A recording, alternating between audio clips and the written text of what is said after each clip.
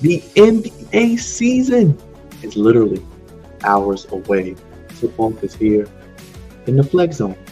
Fall is life here, as we're the only place giving you your NBA coverage and sports coverage how you want it, when you need it.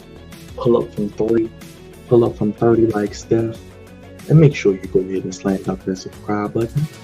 Make sure you leave us a like, hit that thumbs up. Helps us out tremendously. And leave a comment. Let us know your thoughts. We did the East. Let us know your thoughts on the West. Who makes it out of the and what you're looking forward to seeing. Any players, any breakout teams, any dark horses in the West. Because the West is always so deep and tough. It's going to be no different this year. Maybe the deepest Western Conference in recent memory. Not necessarily because of the amount of wins teams are going to get, but teams are going to beat up on each other every single night. It's really going to be no cakewalks in the Western Conference when you play another team. Maybe outside of a bottom feeder here and there, but even those teams play hard. But sound off, even if you don't have nothing to say, leave your favorite emoji as we get into the Western Conference preview. And check out the Eastern Conference preview as well, where I told you who I think is coming out of the East as well. Now, if we look at the West last season, it was pretty much a virtual tie at the top between the top three teams. Minnesota finished third, Denver finished second technically, and Oklahoma City finished first. I want to start with Oklahoma City because they are the darlings, the young stars, the young gods of the NBA. Kind of reminds me of the Baltimore Orioles, who I cover if you're familiar with this channel. No better young talent. Nobody drafts and develops better than the Orioles. Nobody drafts and develops better than the Oklahoma City Thunder, Sam Presley, and that wonderful, wonderful, well-oiled machine they have working out there in OKC.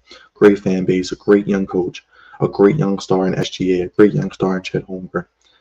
You have a lot of depth there, but the question is, do they have enough veteran leadership, enough veteran presence of guys who have won in the playoffs to get them over the hump?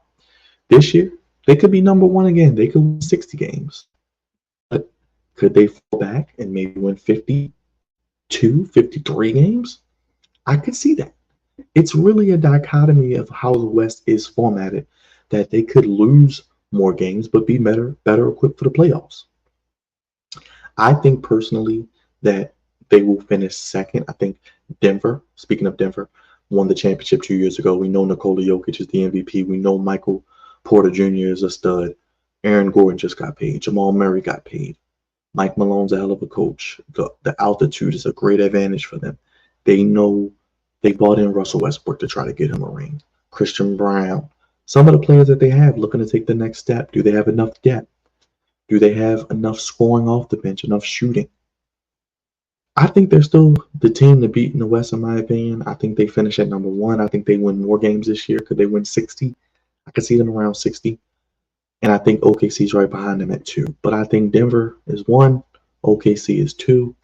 Denver is a team I think who will be in the Western Conference Finals. I don't think OKC makes it to the Western Conference Finals, but they might be ready. Who knows? We'll see how it plays out. I think Minnesota takes a step back. We'll get to them in a second.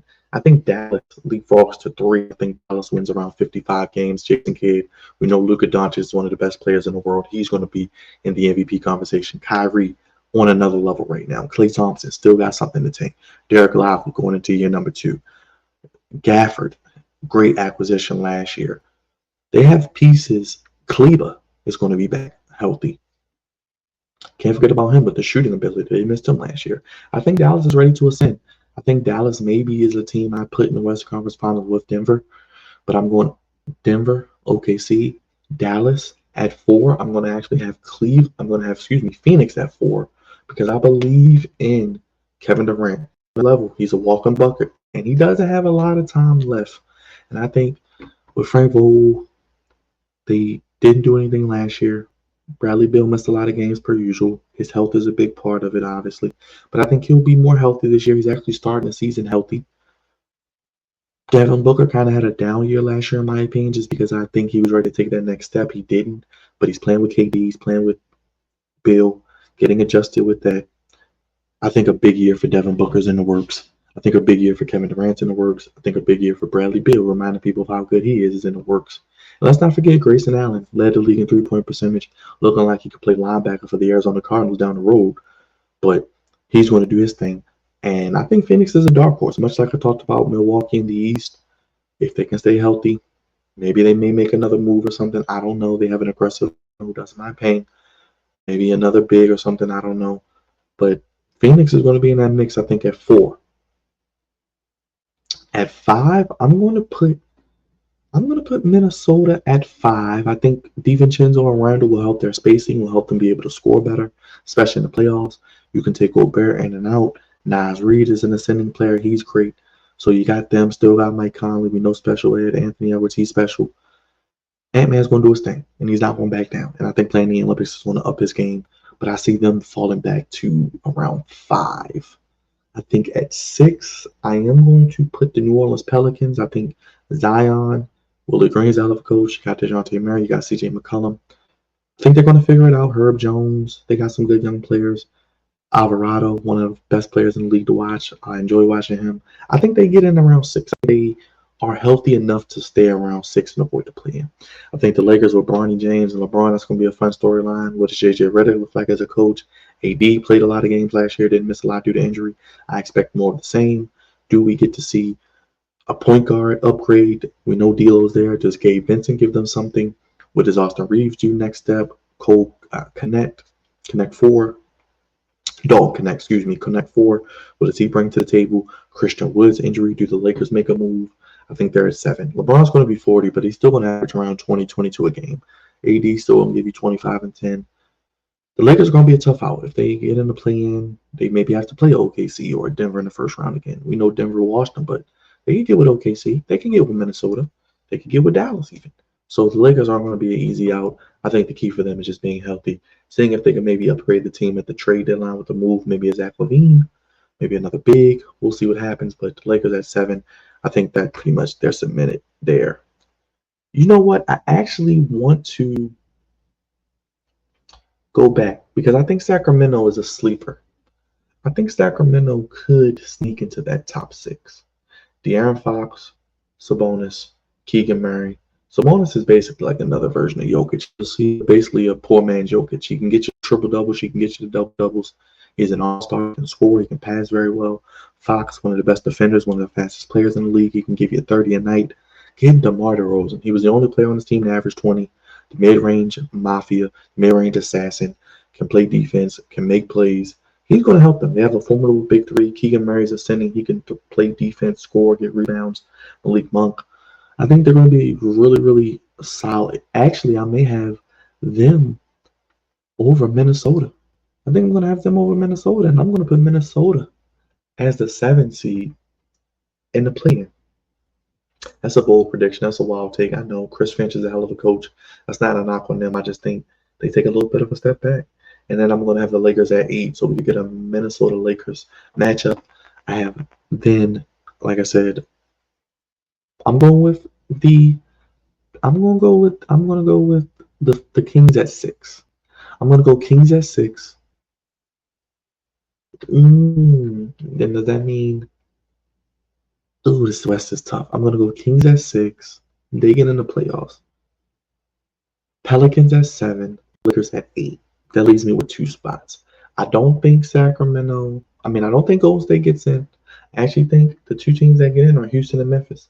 I think Houston and Memphis with Ja Morant healthy. I love Ja Morant. They got my boy Zach Edey out of Purdue.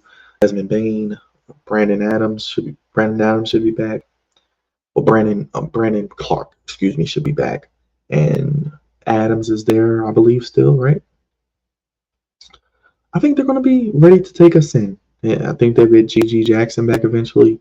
They're well coached. They're going to be good. They're going to make the play-in, and I think Houston with Ime Udoka, that was a wonderful hire. Jalen Green's ready to be an all-star. Jabari Smith. Alex Single, one of the best unknown players in the league, finished 3rd and most improved. He's a walking double-double, can pass, can do it all, score, shoot. He's going to be a breakout star. I think he's going to be in there as well. The Spurs with Chris Paul and Wemby, I think, are just on the outside looking in. I think they're where Houston was last year. I think Portland and Utah are the 2 worst teams. So if we work from the bottom up, I think Portland's going to improve. They won 21. Could they win 25, 26 this year? Scoot Henderson, Anthony Simons will be back eventually. DeAndre Ayton, I think they could. Jeremy Grant is a trade name to look out for. A piece that if he's traded to the right team could help them. Could it get traded to a Milwaukee? Could it get traded to a Lakers? Could it get traded to I don't know, a Phoenix or another team like that? But I have Portland at the bottom. Then I'm going to go Utah. I don't really know what Utah's doing. They want to compete. They paid marketing. They have a lot of draft capital. But then they really don't take that next step. So I'm going Portland, Utah. They won 31 games, started off hot. I think they fall back. Portland, Utah. Then I'm going to go with I'm going to have the Los Angeles Clippers as the third worst team in the West. No Kawhi. James Harden is James Harden. What is he going to give you at this stage in his career? Is he even going to be healthy? And what else do they have? Norman Powell, Zubac. I'm not a believer in them. I think they missed the play-in and the playoffs entirely, and I'm putting them in the bottom. So I'm going Blazers. I'm going Blazers, Jazz, and then I'm going Clippers. Sorry, Clippers Nation. You're getting a wonderful new stadium, but no Kawhi. Don't know when he's playing, if he's playing this year. I just think they're a disaster. They're ready to snowball out of the obscurity of being little brother. I love Ty Lue, but this year ain't it. They got to figure out what they're going to do this year. It might be better off for them to not have a good year, get some draft capital, get some draft picks in there, maybe get another free agent, and figure out what they're going to do with Kawhi. So I'm going Portland. I'm going Utah. I'm going Clippers. I'm going then Spurs. Spurs and Warriors, I think, are right on the outside looking in. So however you want to place them, maybe Warriors over the Spurs. But Chris Paul could be traded. Is he there the whole season? We don't know. Wemby's ready to be Defensive Player of the Year. I think Wemby's going to be an all-star. He's going to be one of the 10 best players in the league. So I think they're just on the outside looking in, maybe a year away. But I have the Houston Rockets and Memphis Grizzlies getting in the play-in, along with the Lakers and Timberwolves. I have the Pelicans in there with the Suns, Mavericks, T-Wolves, as mentioned, Nuggets, and Thunder. So if we work our way down, I'm going Nuggets, Thunder, Mavericks. I'm going to go Suns.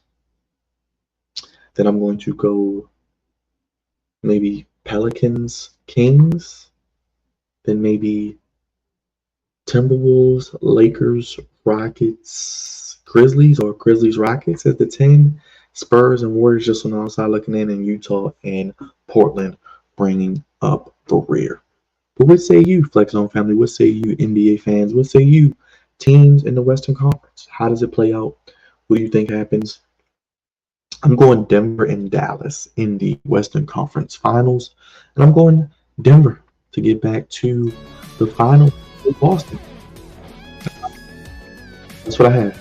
So sound off down below in the comment section. Leave us your favorite emoji. Let us know how you see the West playing out. Who plays in the Western Conference Finals? Who makes the play-in? Who plays out? We'll see. I think the West will be interesting. Like I said, I think they're about 12, 13 teams deep potentially. That's going to be the interesting part. Outside of maybe Portland and Utah, we maybe can make a case for all of these teams to be in the playoffs play-in. So we'll see. Subscribe, pull up from 30, shoot a like step, slam dunk that subscribe button. Make sure you leave us a like, leave us a thumbs up, helps us out tremendously. And go ahead and bulldoze that bell. Go ahead and cross over, hit the bell to know when all the NBA content drops. We're going to NBA preview, live stream, so stay tuned for that. The Flex Zone Podcast, only place giving you your NBA coverage how you want to make it needed. God's favorite host, signing off. I have a Denver and Boston-Denver finals. So let me know what you have down below, and we'll see you on the next video here on the Flex Zone Podcast.